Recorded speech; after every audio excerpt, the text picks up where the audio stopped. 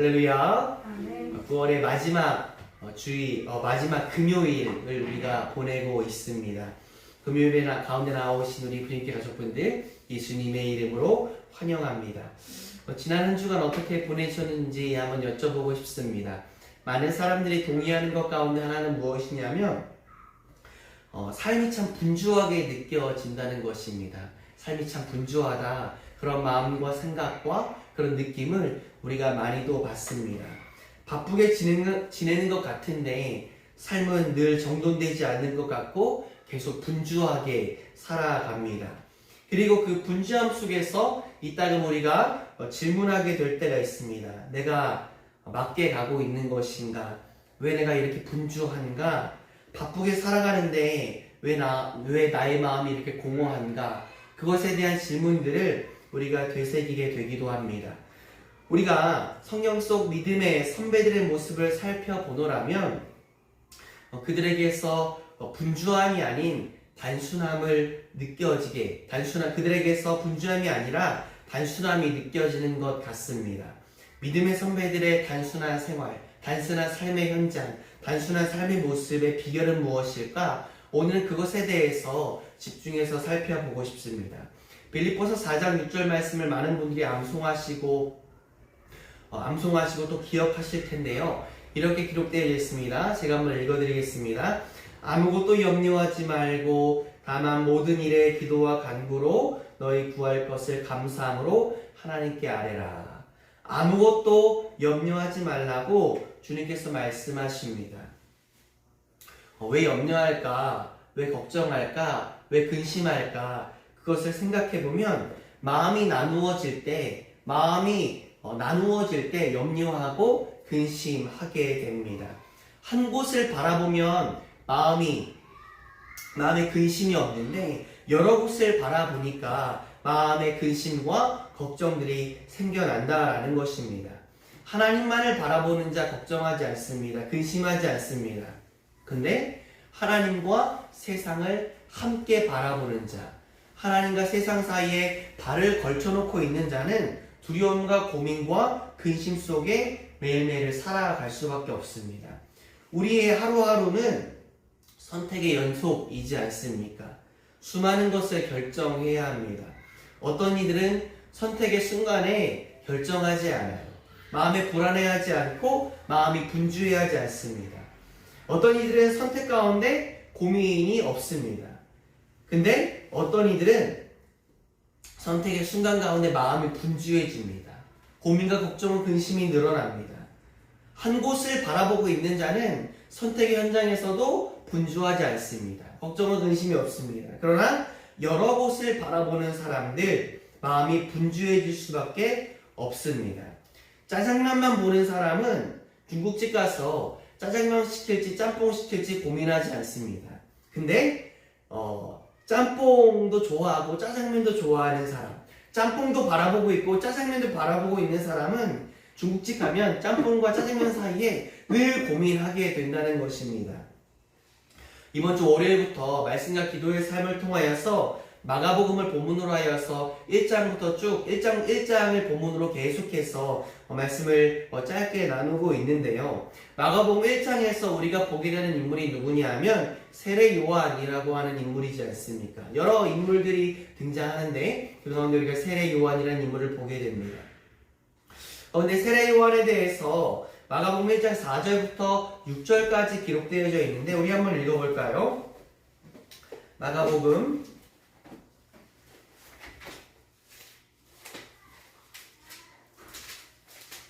1장 4절부터 6절까지의 말씀입니다. 제가 들은 성경책 페이지 수로 신약 52페이지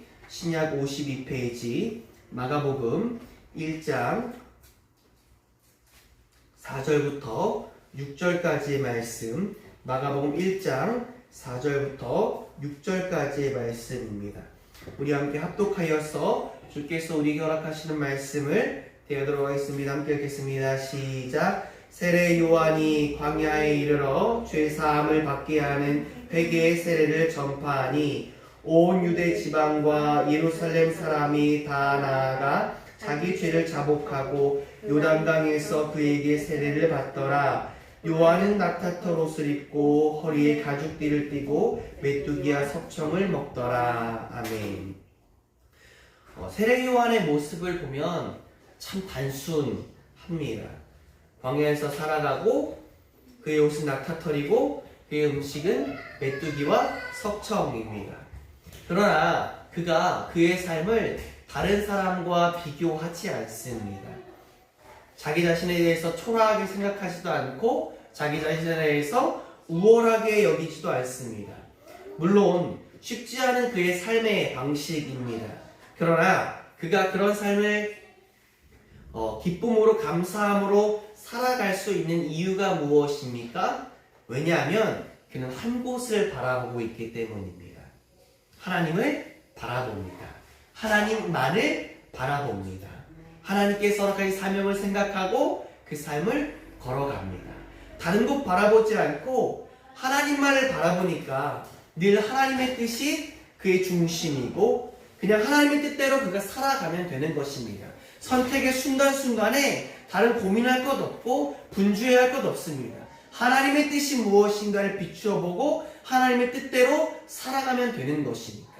하나님께서 여러 가지 사명이 분명하고 그러므로 그가 하나님께서 여러 가지 사명을 가지고 살아갑니다. 만약에 하나님만 바라보는 것이 아니라 세상도 함께 바라본다면 그의 마음은 늘 분주했을 것입니다. 하나님의 뜻과 자신의 뜻 사이에서 갈등하고 고민하면서 마음이 늘 분주한 삶을 살아갔을 것입니다. 그가 사명을 감당하고 있다고 할지라도 세상과 함께 하나님만 바라보는 것이 아니라 세상을 또 함께 바라보니까 늘 자신을 비교했을 것입니다. 다른 사람들과 세상에서 살아가는 많은 이들과 자신을 비교했을 것입니다. 세상의 가치관으로 자신을 비교했을 것입니다. 내 옷이 이게 뭔가, 내 음식이 이게 뭔가, 내 처지가 이게 뭔가, 저 친구들 좀 봐라, 저 사람들 좀 봐라. 그러면서 아마도 자신이 초라하게 느껴졌을 것입니다. 열등감 속에서 살아갔을 것입니다. 그러나 세례 요한의 모습 그렇지 않잖아요. 왜요? 그가 마음이 나누어져 있지 않습니다. 하나님과 세상으로 마음이 나누어져 있지 않습니다. 하나님께만 그의 시선을 고정합니다. 한 곳에 집중합니다. 여러 곳에 그의 시선이 분산되어져 있는 것이 아니라 하나님도 바라보고 세상도 바라보고 세상도 바라보고 하나님도 바라보는 것이 아니라 하나님만 바라보니까 그의 삶이 분주하지 않습니다. 단순한 삶을 살아가요. 선택의 순간에 늘 단순합니다. 하나님의 뜻이 무엇인가? 내 뜻과 하나님의 뜻이 부딪히지 않습니다. 왜냐하면 하나님만 바라보고 있으니까. 왜 많은 이들이 많은 선택의 순간에 고민하고 마음의 분주함을 갖고 갈등합니까? 마음이 나누어져 있잖아요. 하나님만 보는 것이 아니라 세상도 보고 있잖아요. 세상의 가치관도 내 마음 가운데 들여져 있지 않습니까?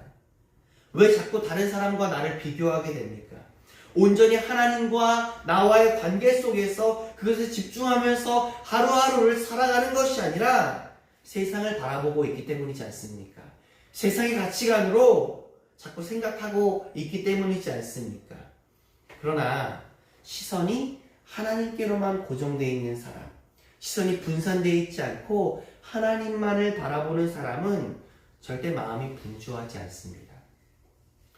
오 주여 나의 마음이 주께로 정해졌으니 나는 주 찬양하리라.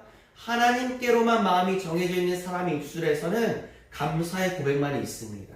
찬양의 고백만이 있습니다. 순종의 고백만이 있습니다. 기쁨의 고백만이 있습니다. 근데 하나님과 세상에 이렇게 다리를 걸치고 있는 사람의 모습은 어떻습니까? 절대 감사와 기쁨이 터져나올 수 없습니다.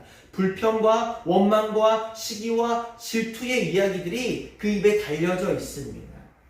늘 분주하고 늘 불안하고 늘 걱정합니다. 사랑하는 불교의 가족분들, 주 안에서 한 형제와 한 자매인 믿음의 형제님들, 자매님들, 하나님만 바라보는 자의 삶은 단순합니다. 하나님의 뜻, 그것이 나의 삶의 기준이고 중심이기 때문입니다. 성경에 한 종이 두 주인을 섬길 수 없다라고 기록되어져 있습니다. 사랑하는 우리 가족분들, 모든 주의 백성분들, 언제나 하나님 한 분만을 바라보며 나아갈 수 있는 우리 모두 되어지기를 예수님의 이름으로 축원합니다. 세상과 하나님을 모두 바라보면서 나아가는 것이 아니라 하나님만 바라보면서 나아갈 수 있는, 오 주여 나의 마음이 오직 주님께로만 정해져 있습니다. 그 고백이 언제나 우리의 고백이 될 수 있기를 예수님의 이름으로 축원합니다. 아멘.